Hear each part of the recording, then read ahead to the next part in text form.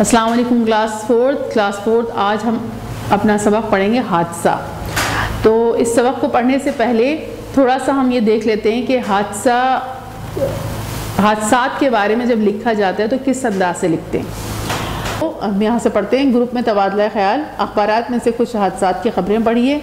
हर group अपने ख्यालात एक चार्ट पेपर पर लिखे और बारी बारी बाकी जमात को सुनाएं। अब इसमें यह है कि हम ये देखेंगे कि हम लिखें कैसे। हादसात अमूमन कहाँ पेश आते हैं, यानी हादसात अमूमन कहाँ पेश आते हैं? आम तौर पर सड़क पर पेश आते हैं, यानी एक्सीडेंट्स होते हैं। और दूसरा क्या है, अक्सर क्या वजूहात होती हैं। अब क्या वजूहात होती हैं ये फिर थोड़ा सा आप लोग आपस में क्या कीजिएगा, क्लास में जब आप आएँ तो डिस्कस कीजिएगा और ख़ुद भी थोड़ा सोचें कि अक्सर जो हादसात होते हैं उसकी वजह क्या होती है। फिर उसके बाद क्या है, क्या उन्हें रोका जा सकता है। अब उन वजूहात को क्या किया जा सकता है, रोका जा सकता है या नहीं। अपने जवाब की वजह भी बताइए। तो ये तमाम चीज़ें कुछ जो है वो लिखी जाती हैं, तब वो हम उस हादसे पे कुछ मटेरियल क्या कर सकते हैं, लिख सकते हैं, कोई मजमून लिख सकते हैं।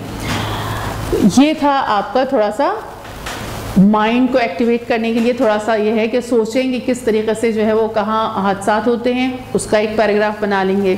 फिर उसके बाद क्या है,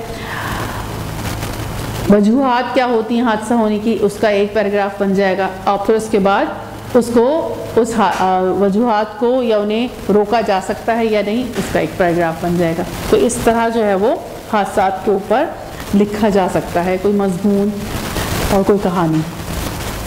अब हम चैप्टर पढ़ते हैं। हादसा देखिए यहाँ क्या लिखा है, खबरदार यहाँ से बहुत ज़्यादा ताकत की बिजली की रॉ गुज़र रही है। रॉ का मतलब होता है करंट। अब ये देखिए, ये थोड़ा सा पहले हम तस्वीर देख लेते हैं। देखिए ये ट्रेन आ रही है, यहाँ पर ये दो बच्चे खड़े हुए हैं और यहाँ पर जो है वो गडरिया है अपने भेड़ों के साथ, और ये ट्रेन पर ये बच्चा जो है वो यहाँ पर नज़र आ रहा है। अब पढ़ते हैं क्या था ये सबक। दो दोस्त इरफान और जुहेब एक ही स्कूल में पढ़ते थे। स्कूल खासा दूर था। उनके रास्ते में, खासा दूर था यानी बहुत दूर था। उनके रास्ते में खेत और कुछ घर भी आते थे। वो पहाड़ी इलाका था। एक तरफ एक पुल भी बना हुआ था। उस पुल पर से रेलगाड़ियाँ गुजरती थीं। पुल उनके स्कूल के रास्ते से हटकर था। दोनों कभी साइकिल पर और कभी पैदल स्कूल जाते। इरफान मुहिमजू था, यानी ख़तरात से खेलने वाला। बहुत से बच्चे ऐसे होते हैं ना, कोई ऐसी एक्टिविटी और ऐसा कुछ करते हैं कि अपनी जान को भी जोखिम में डाल देते हैं, अपनी जान को भी मुश्किल में डाल देते हैं। तो ऐसे शख्स को क्या कहते हैं, मुहिमजू, यानी मुश्किलात और ख़तरात से खेलने वाला। तो इरफान मुहिमजू था। उसका दिल चाहता था कि वो स्कूल आते जाते ज़रूर रोज़ के रास्ते से हट कर चला करे। यानी अब एक रास्ता पता है कि भाई इसी रास्ते से जाना आना है, लेकिन उसको हर रोज़ कोई ना कोई ऐसी चीज़ हो रही होती थी कि नहीं इस रास्ते से नहीं उस रास्ते से। तो रोज़ वो स्कूल आते जाते ज़रूर रोज़ के रास्ते से हट कर चला करे। इसे नए रास्ते ढूंढने में मज़ा आता था। कभी कभी वो जुहेब को राज़ी कर लेता और छुट्टी के बाद वो रास्ते में पड़ने वाले एक बाग में चले जाते। वो बाग एक बूढ़े आदमी का था जिन्हें वो चाचा मियाँ कहते थे। वो उस वक्त आम तौर पर अपने कमरे में आराम कर रहे होते थे। वो दोनों चुपके दरख्तों पर चढ़ते। इरफान तो कभी कभी कोई फल भी खा लेता, जबकि जुहेब ऐसा ना करता, क्योंकि ज़ाहिर है उसको होता कि ये तो अमानत चीज़ है, हमें तो नहीं खाना चाहिए। बाग में किसी ने एक टायर को दरख्त पर रस्सी से बांधकर झूले की तरह लटका दिया था, जिस पर वो झूला झूलते थे। एक दिन चाचा मियाँ किसी काम से कमरे से निकल आए तो दोनों डर कर भागे और गिरते पड़ते घर पहुँचे। इस वाक़े के बावजूद इरफान जुहेब को बाग में ले जाता। कभी तो वो चुपके से झूला झूल कर आ जाते और कभी चाचा मियाँ की डांट खाकर भागते। एक दिन इरफान को एक नई मुहिम सूझी। उसने ज़ुहैब से कहा, चलो रेल की पटरी की तरफ चलकर देखें कि वहाँ से पहाड़ कैसा लगता है। ज़ुहैब ने मना किया और कहा, अम्मी इंतज़ार कर रही होंगी, बहुत देर हो जाएगी। लेकिन इरफान ने उसे राज़ी कर ही लिया। दोनों पटरी के पास पहुँचे। वाकई वहाँ से पहाड़ एक दियो की तरह लग रहा था। दियो यानी एक जिन की तरह लग रहा था। वाकई वहाँ से पहाड़ एक दियो की तरह लग रहा था। उस पर चलते फिरते जानवर और इंसान छोटे छोटे खिलौनों की तरह लग रहे थे। इरफान ने कुछ बच्चों को बकरियां लेकर इस तरफ आते देखा तो उसके जहन में एक शरारत आई। उसने ज़ुहैब से कहा, मैं इस लोहे के सुतून को पकड़कर लटकता हूँ, तुम इन बच्चों से कहना बचाओ, ये लड़का ये यहाँ लटका हुआ है, उसे उतारो। जब वो पास आएंगे तो मैं छलांग मारकर उतर आऊँगा, और ऐसा करो ज़ुहैब, तुम पुल से नीचे चले जाओ। ज़ुहैब जैसे ही नीचे पहुँचा, इरफान सुतून पकड़कर लटक गया। ज़ुहैब ने शोर मचाना शुरू ही किया था कि उसने एक ज़बरदस्त चिंगारी इरफान के पास से निकलती देखी और इरफान को उड़ के पटड़ी पर गिरते देखा। ज़ुहैब बहुत बुरी तरह डर गया। उसने बाग की तरफ भागना शुरू किया। सामने चाचा मियाँ का बाग था। वो भागता हुआ चाचा मियाँ के पास गया और उनसे मदद के लिए कहा। चाचा मियाँ भागते हुए पुल पर चढ़े। सिग्नल नीचे था और सब्ज बत्ती जल रही थी। ट्रेन आया ही चाहती थी। उन्होंने जल्दी से इरफान को घसीटकर पटरी से हटाया। हुआ क्या कि वो तो ऊपर लटक गया था, लेकिन वहाँ पर जो बिजली का तार गुजर रहा था उसमें से एक करंट इसको लगा और ये वहाँ से खुद ही गिर गया। और खुद किस पर गिर गया? पटरी के ऊपर, जहाँ से ट्रेन ने गुजरना था। अब वो जो दूसरा भाई था वो भागकर चाचा मियाँ को लेकर आया ताकि वो मदद करें। अब चाचा मियाँ जब आए तो देखा चाचा मियाँ भागते हुए पुल पर चढ़े। सिग्नल नीचे था और सब्ज बत्ती जल रही थी। जब सिग्नल नीचे हो जाए और हरी बत्ती जलने लगे तो इसका मतलब है ट्रेन आने वाली है। ट्रेन आया ही चाहती थी। उन्होंने जल्दी से इरफान को घसीटकर पटरी से हटाया। उनके हटाते ही ट्रेन इनके बिल्कुल पास से गुजरी। ज़ुहैब ने अल्लाह का शुक्र अदा करते हुए सर उठाकर देखा तो लोहे के सुतून पर एक बड़ा सा बोर्ड लगा था जिस पर खतरे का निशान बना था और लिखा था, खबरदार, यहाँ से बहुत ज़्यादा ताकत की बिजली की रौ गुजर रही है। उफ! ज़ुहैब ने सोचा, अगर हमने ये पहले देख लिया होता तो हम कभी ये हरकत ना करते। अब जब हमने सबक स्टार्ट किया था तो मैंने वहाँ पढ़ा था ना कि क्या लिखा है, ये देखिए, खबरदार, यहाँ से बहुत ज़्यादा ताकत की बिजली की रौ गुजर रही है। इसने इनका क्योंकि दिमाग में तो वो मुहिम चल रही थी, दिमाग में तो शरारत चल रही थी, तो इर्द गिर्द तमाम चीज़ें फिर बच्चों को नज़र नहीं आ रही होती हैं कि कौन सी चीज़ कहाँ ख़तरनाक हो सकती है। बस वो तो ये सोच रहे होते हैं कि हमें बस ये कर लेना है। और इन्होंने देखा ही नहीं कि यहाँ पर इतना बड़ा जो है वो निशान बना था और ख़तरे का निशान बना था कि यहाँ बिजली का करंट है, यहाँ से हरगिज़ जो है वो ना गुजरे और ध्यान रखें इसका। और वही हुआ, उसने बग़ैर देखे और अपनी जो शरारत चल रही थी उस पर काम किया और बस अल्लाह का फजल से वो, अल्लाह ताला के फजल से वो क्या हो गया, बच गया। तो अब वो क्या कह रहा है, उफ! ज़ुहैब ने सोचा, अगर हमने ये पहले देख लिया होता तो हम कभी ये हरकत ना करते। चाचा मियाँ, ज़ुहैब और कुछ और लोगों की मदद से इरफान को अस्पताल ले गए। चाचा मियाँ, ज़ुहैब और कुछ और लोगों की मदद से इरफान को अस्पताल ले गए। डॉक्टर ने बताया कि उनको बहुत ज़ोर से बिजली का झटका लगा है। अल्लाह ताला ने करम किया कि ये बच गए। इरफान के सर के सारे बाल बिजली के झटके की वजह से झड़ गए। देखिए कितना नुकसान हुआ। वो कई दिन तक बोल नहीं सका, यानी बोलने की सलाहियत भी उस बिजली के झटके की वजह से उसको भी नुकसान पहुंचा। जो अल्लाह ताला ने हमें सलाहियत दे रखी होती है, जो हमारे यहाँ अल्लाह ताला ने हमारे अंदर एक सिस्टम रखा है, तो उसका जो साउंड बॉक्स था या जो भी चीज़ें थी वो क्या हुई, वो भी उसको भी नुकसान पहुंचा। तो कई दिन तक वो बोल नहीं सका। आहिस्ता आहिस्ता इलाज के बाद वो दोबारा बोलने के काबिल हुआ। बाद में इस वाक़े को याद करके वो कहता था, पता नहीं मैंने ये सब क्यों किया, क्योंकि बस बाज़ वक़्त बच्चों के दिमाग में क्या होती है, ये शरारत चल रही होती है कि बस ये कर लो वो कर लो, तो वो इधर सोचते ही नहीं है कि इसका नतीजा क्या निकलेगा और इसका हमें क्या नुकसान होगा।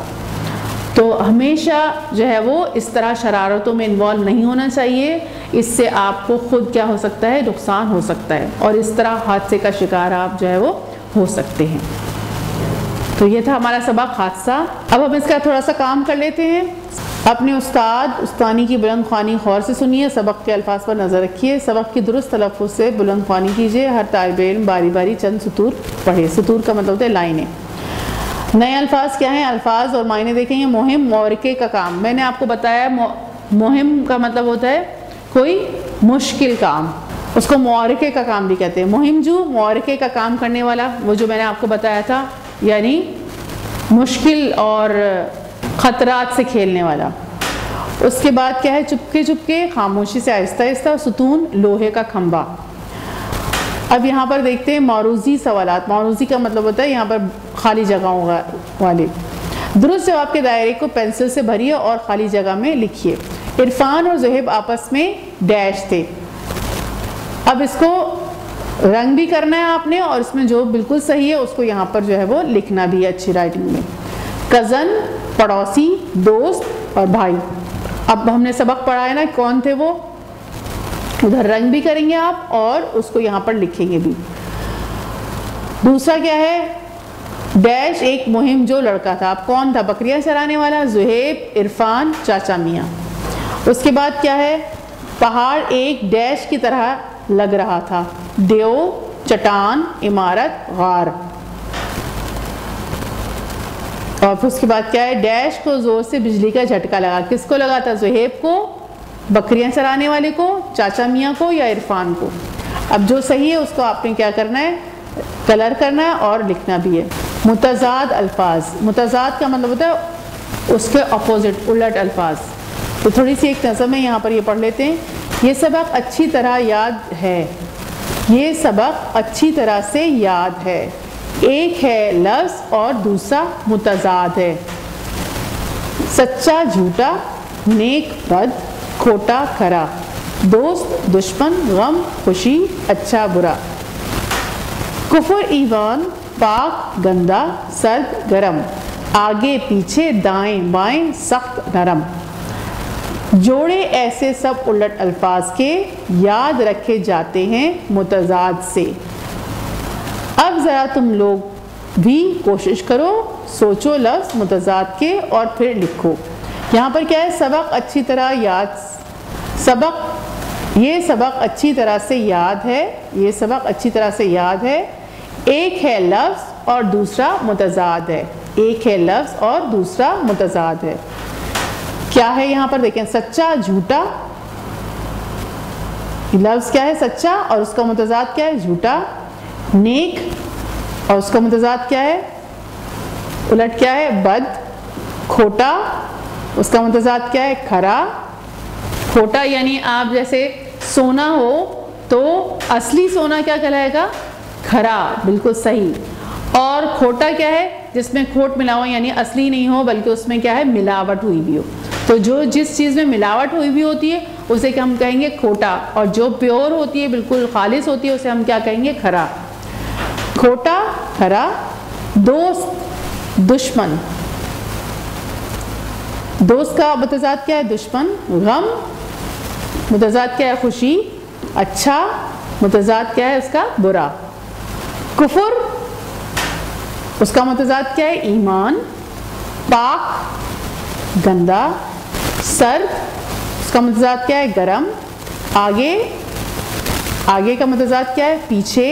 दाएं का मुतज़ाद क्या है बाएं। सख्त का मुतज़ाद क्या है नरम। जोड़े ऐसे सब उलट अल्फाज के याद रखे जाते हैं मुतज़ाद से।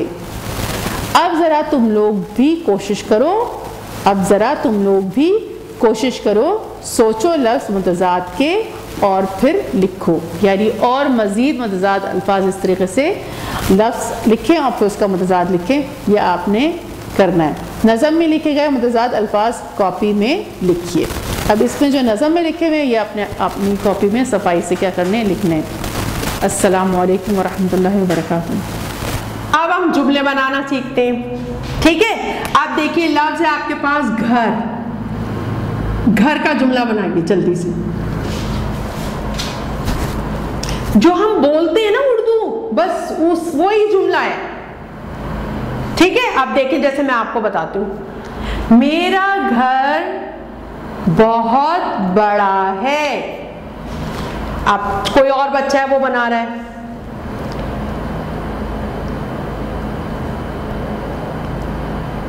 मेरे घर में एक गाय है, ठीक है। आप देखें कितने सारे बन गए, देखें चलिए। एक जुमला है मेरा घर बहुत बड़ा है, ठीक है। अच्छा,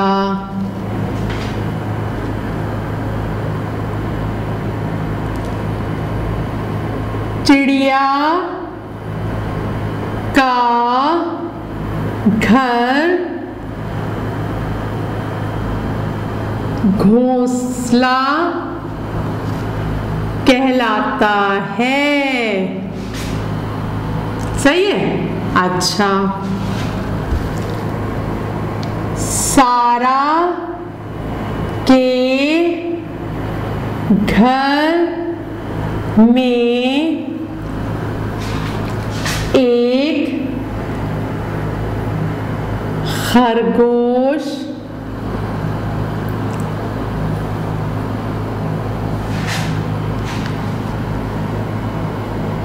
पला हुआ है। अच्छा, और बताइए घर क्या? मेरी अम्मी घर को बहुत साफ रखती हैं। अब देखिए घर, देखिए अब सब में देखिए घर किस तरह इस्तेमाल हुआ है। घर, घर, घर, घर, है ना। देखिए इस तरह आप भी जुमला बना लें कोई सा भी, ठीक है। चलिए एक और देखते हैं, कमरा, कमरा।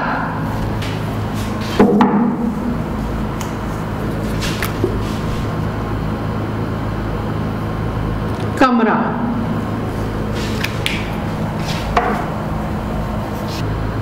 मेरे घर का एक कमरा बहुत बड़ा है। मेरी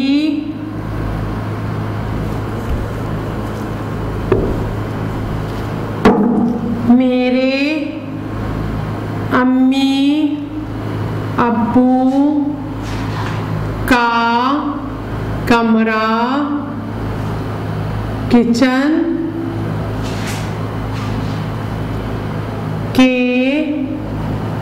साथ वाला है। मेरे अम्मी अब्बू का कमरा किचन के साथ वाला है।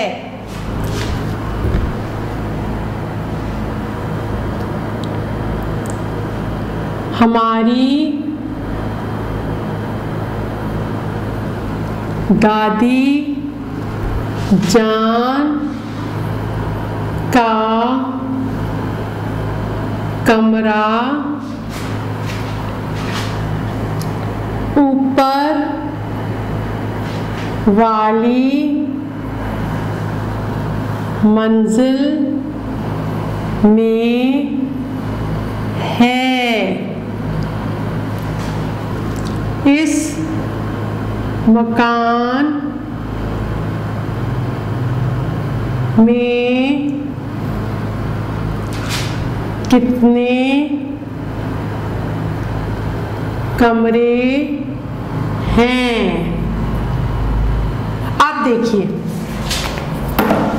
अब देखिए कमरा, मेरे घर का एक कमरा बहुत बड़ा है। अब देखिए यहाँ कमरा, ये देखिए जैसे लिखा है ऐसे ही आया। मेरे अम्मी अब्बू का कमरा किचन के साथ वाला है। हमारी दादी जान का कमरा ऊपर वाली मंजिल में है। इस मकान में कितने कमरे हैं? अब ये देखिए, ये तो वाहिद है कमरा, एक कमरा है ना, और ये तो जमा हो गई है ना, तो इसका मतलब है ये गलत हुआ। ठीक है, यानी जब आप जुमला बनाएंगे तो जो वाहिद है तो फिर वाहिद ही आना चाहिए, ऐसा जुमला बनाना चाहिए। ठीक है, अब जैसे यहाँ पे है आवाज, मेरी मिस की आवाज बहुत तेज है।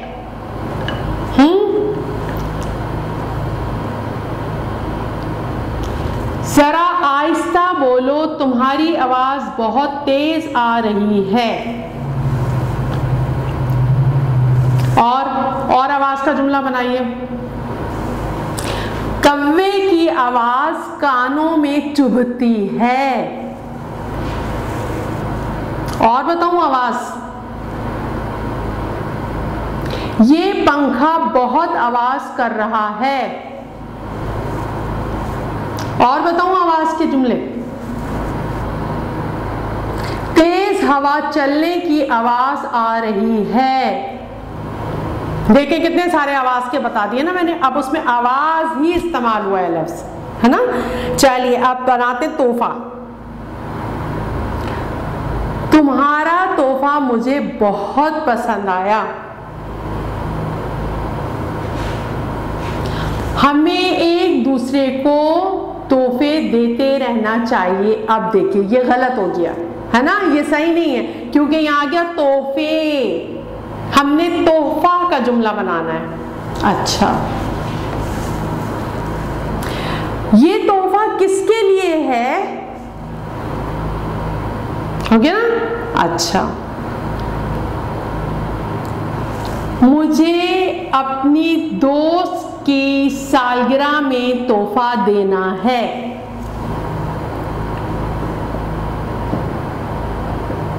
क्लास जरा जल्दी से आपके इर्द गिर्द जितनी चीजें उनके नाम बताइए। चले मेरे इर्द गिर्द जितनी चीजें ना उनके नाम बताती हूँ।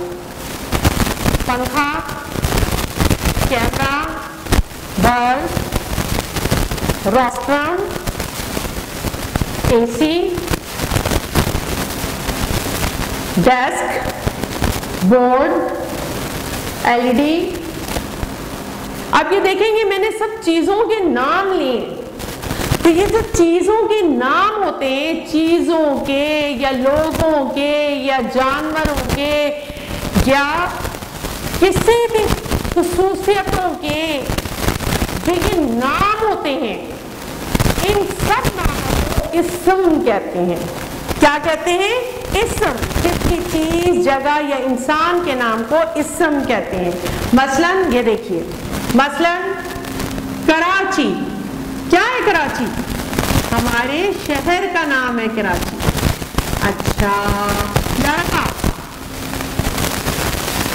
किसका नाम है लड़का? कोई भी जो मेल होगा और जो आपकी उम्र का होगा तो फिर उसे क्या कहेंगे? लड़का, है ना। और अब्बू जैसा कोई होगा तो उसे क्या कहेंगे? मर्द। और इसी तरह अम्मी जैसा कोई हो, अम्मी जैसी कोई होंगी तो क्या कहेंगे? औरत। और कोई बाजी जैसी होंगी तो उन्हें क्या कहेंगे? लड़की। ठीक है, इसी तरह मेज, और जल्दी से बताइए मेज। और बस्ता, आपका बस्ता, है ना, जिसमें किताबें रखते हैं आप। और बताइए जल्दी से नाम, चीजों के नाम। और मिठाई, ये तो नाम है ना, मीठी चीज का नाम है मिठाई। और जल्दी से बताइए रबड़ी, चलिए और बताइए जल्दी से, क्या है रबड़ी? खाते हैं ना, बड़ी मजे की होती है रबड़ी।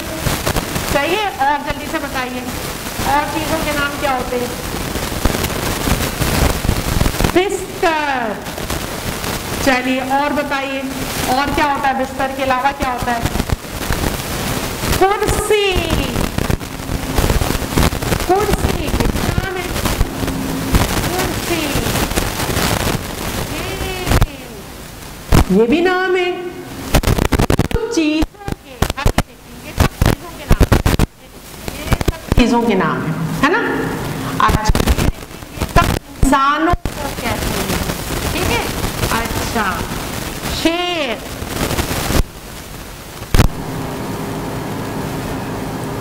शेर और मुर्गा। आखिर क्या है? ये जानवरों के नाम है। तो इसी तरह ये देखिए, जगह का नाम, ये जगह का नाम, और ये सब क्या है? इंसानों के नाम है, इंसानों के नाम, ठीक है? और ये सब चीजों के नाम है।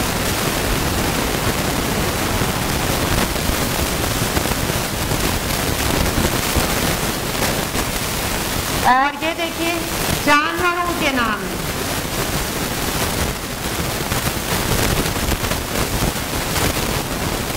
सही है? तो इन सब को हम, नामों को हम क्या कहते हैं? इस्म। इन सब को हम क्या कहते हैं? ये देखिए, ये देखिए, जानवरों के नाम, चीजों के नाम, जगह के नाम, खुसूसियात के नाम, इंसानों के नाम, इन सब को हम कहते हैं इस्म। क्या कहते हैं हम? इस्म। ये देखिए, क्या कहते हैं? इस्म कहते हैं, इस्म। आज हम देखेंगे, देखिए एक नई चीज देखते हैं। देखिए इसमें चीज कौन सी है? गेंद। अच्छा, इसमें क्या चीज है? रोटी। इसमें क्या चीज है? मिठाई। इसमें क्या चीज है? दादा जान ने उमर को डांटा। किसको डांटा? उमर को। उमर पर दादा जान ने काम किया, ठीक है? यानी उमर को डांट पिलाई हूं। मैंने ये खत लिखा। अब इसमें चीज क्या है? खत। अच्छा, मिस ने अली को सजा दी। सजा किसको दी? अली को, ठीक है? सजा किसको दी? अली को। चलिए अब आगे देखते हैं। अच्छा, इसमें क्या काम हुआ है? उछालने का काम हुआ है। इसमें क्या काम हुआ है? उछालने का काम हुआ है। किसने उछाला? साजिद ने। इसमें क्या काम हुआ है? देखिए मैं ब्लू से, इसे रेड से कर रही हूं। पकाई। इसमें क्या काम हुआ है? डांटा। इसमें क्या काम हुआ है? लाने का काम हुआ है। वो मिठाई लाए हैं। और इसमें क्या काम हुआ है? लिखा है, खत लिखा है, ये काम हुआ है। और इसमें क्या काम हुआ है? सजा दी है। इसमें क्या काम हुआ है? सजा दी है। अब काम कौन सा है? जो काम किया है, क्या काम किया है इसमें? जी, इसमें क्या काम हुआ है? उछाली है गेंद, उछाली है, ये काम हुआ है। इसमें क्या काम हुआ है? पकाई है। इसमें क्या काम हुआ है? डांटा है। इसमें क्या काम हुआ है? लाए हैं। इसमें क्या काम हुआ है? सजा दी है। इसमें क्या काम हुआ है? लिखा है। तो ये जो काम हुआ है ना, जो काम किया जाए उसे हम कहते हैं फेल। क्या कहते हैं हम? फेल। फेल, ठीक है? Fail, fail, fail.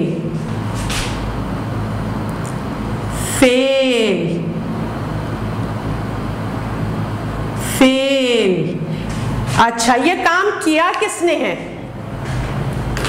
ये काम किया किसने? साजिद ने गेंद उछाली है। किसने काम किया है? साजिद ने।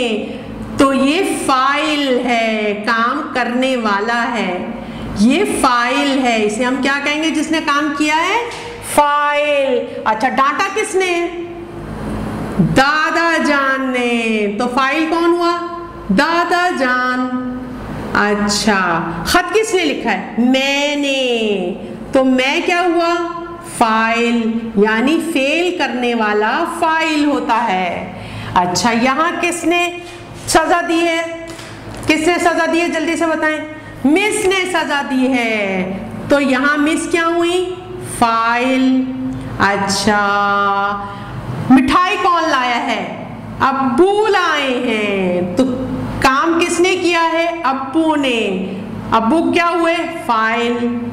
और रोटी किसने पकाई है? अम्मी ने। तो अम्मी क्या हुई? फाइल। यानी जो काम है वो तो हुआ फेल।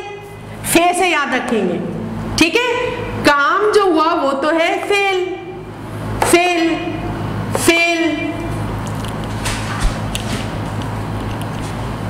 अब ये भी देखिए, फेल यानी जो काम हुआ है वो तो क्या है? वो फेल है। और जिसने किया है वो क्या है? फाइल है। देखिए, फेल और फाइल का फर्क क्या है? ये फे के बाद अलिफ है, फिर एन और लाम है, और फेल क्या होता है? फे एन लाम। जो भी आप काम करते हैं वो फेल होता है। और जो कर रहा है, जैसे मैं इस वक्त पढ़ा रही हूं, तो मैं क्या हूं? मैं फाइल हूं। और पढ़ा रही हूं तो ये क्या हुआ? ये फेल हुआ। ये क्या हुआ? फेल हुआ। अब देखिए क्लास 4, ये आपको सवाल दिया हुआ है, खाली जगह में दुरुस्त जमा लिखिए। अब ये जमा बनाने का यही तरीका है और इसे याद किया जाता है। जैसे आप कौम तो क्या होगा? अक़वाम। वक्त औकात, हाल अहवाल, रुकन अरकान, क़िस्म इक़साम, कौल अक़वाल। अब ये आपने यही किताब में ही काम करना है। उसके बाद देखिए, इस कहानी से कम 5 इसमें फेल ढूंढ कर लिखिए। अभी मैंने आपको समझाया फेल होता क्या है। अब जो वो फेल का नाम होता है, यानी उसी फेल से, जैसे पढ़ रहा है या पढ़ रही है, तो वो काम क्या कर रहा है? पढ़ना, पढ़ने का काम कर रहा है। तो यानी पढ़ना। जैसे कोई कपड़े धो रहा है तो आप कह रहे हैं धो रहा है, तो काम क्या है? काम का नाम क्या है? धोना। इसी तरीके से पढ़ा रहा है, तो अब काम क्या हुआ? पढ़ाना। तो अब इस तरह जो फेल बनेंगे, यानी वो आपके जो फेल है उसी से इस्म बनेगा, यानी उस एक्टिविटी का नाम होगा। इस तरह आपने 5 फेल इस में से ढूंढ कर, इस पूरे चैप्टर में से ढूंढ के वो लिखने हैं, और ये काम आपने कॉपी में करना है। इसके बाद सवाल है खत कशीदा अल्फाज की जमा बनाकर जुमले दोबारा लिखिए। ये आपने कॉपी में काम करना है। पुल पर से रेलगाड़ी गुजरती थी, तो अब क्या होगा इसका जमा? पुल पर से रेलगाड़ियां गुजरती थीं। अब ये सारे जुमले खुद पढ़ने और खुद करने आपने ये काम। क्लास 4, इस सबक के हादसा के आपको सवाल जवाब नहीं करने हैं, पेपर में सवाल जवाब नहीं आएंगे, सिर्फ इसका मरकजी ख्याल लिखना है। अब आप अपनी हेडिंग डालेंगे सबक की कॉपी के अंदर, हादसा, उसके बाद नीचे लिखेंगे मरकजी ख्याल, और ये मरकजी ख्याल जो आपको यहाँ दिया हुआ है मैंने, वो आपने लिखना है। उसके बाद ये जुमले बनाने का काम आपने खुद करना है। जुमले बनाना भी मैंने सिखाए हैं, और एग्जाम्पल के तौर पर भी ये मैं आपको जुमले दे रही हूँ यहाँ पे, लेकिन इनमें से जुमला आपने नहीं लिखना, आपने अपने जुमले बनाने हैं, ठीक है। क्लास 4 सफा नंबर 30 के ऊपर आखिरी सवाल है, सवाल नंबर 5। नज़म में लिखे गए मुतजाद अल्फाज कॉपी में लिखिए। अब ये आपने कॉपी में काम करना है, ये सवाल उतार कर, और मुतजाद मिस ने आपको बहुत अच्छी तरह समझा दिया है। सौतियात, यहाँ आपने क्या काम करना है? यहाँ बिजली की रौ गुजर रही है, वाव की आवाज के मजीद अल्फाज लिखिए। अब देखिए, मिसाल के तौर पर शौक, यानी शीन पर जबर है और फिर आगे वाव है। इसी तरह जैसे एक लफ्ज मैं बता रही हूँ खौफ, यानी खे पर जबर होगा और खे के फौरन बाद वाव है। इस तरह आपने 3 अल्फाज और लिखने, एक मेरा ही बताया हुआ लिख लीजिएगा खौफ, और इसके बाद 3 कोई से भी जिस पर जबर आ रहा हो और उसके फौरन बाद वाव हो वो आपने लिखने हैं। उसके बाद चूहे की दुम कट गई। अब यहां देखिए वाव की आवाज में क्या है, पेश है, जैसे चूहा, तो अब यहाँ जूता, एक मिसाल के तौर पर जूता। अब जीम पर जो है क्या है, पेश है और उसके फौरन बाद वाव है। तो एक तो मैंने मिसाल बता दिया आपको जूता, अब बाकी 3 मिसालें आप खुद लिखेंगे। उसके बाद तीसरा है, जब शुरू में इस्तेमाल होता है तो वो मुसम्मिता कहलाता है, यानी वाव अगर शुरू में लगेगा तो अब वो वॉवेल नहीं रहा बल्कि वो मुसम्मिता यानी कॉन्सोनेंट वर्ड हो गया, उस कॉन्सोनेंट लेटर हो गया, उसकी अपनी एक आवाज है, तो यानी वक्त। अब यहां वाव की आवाज निकल रही है। तो आप इसी तरीके से कोई और लफ्ज आपने लिखना है, तकरीबन 3 लफ्ज आपने और यहां पे लिखने हैं जिसमें वाव से डायरेक्ट आवाज आ रही हो। जैसे एक लफ्ज मैं आपको बता रही हूं वर्दी, तो अब 3 अल्फाज आपने और खुद लिखने हैं जहां वाव की आवाज आ रही हो। उसके बाद नीचे सवाल है आखिरी, किसी हादसे की खबर अखबार से काटकर चिपकाइए, इस खबर के बारे में अपनी राय लिखिए। आपके ख्याल में हादसा किस वजह से पेश आया, किसकी गलती हो सकती है, इस हादसे से कैसे बचा जा सकता है। अब ये वाला काम आपने खुद करना है। आप घर में किसी से भी मदद ले सकते हैं लेकिन किसी से करवाना नहीं है, आपने करना खुद है।